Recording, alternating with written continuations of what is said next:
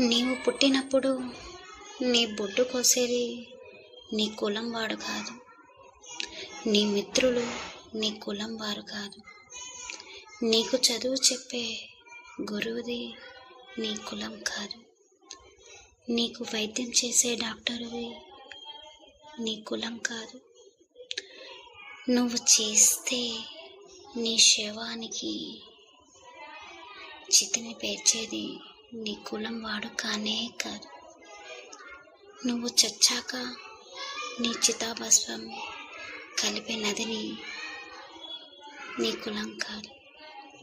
అయినా నీ ఓటు వేయడానికి మాత్రం నీ కులం వాడు కావాలి నీకు.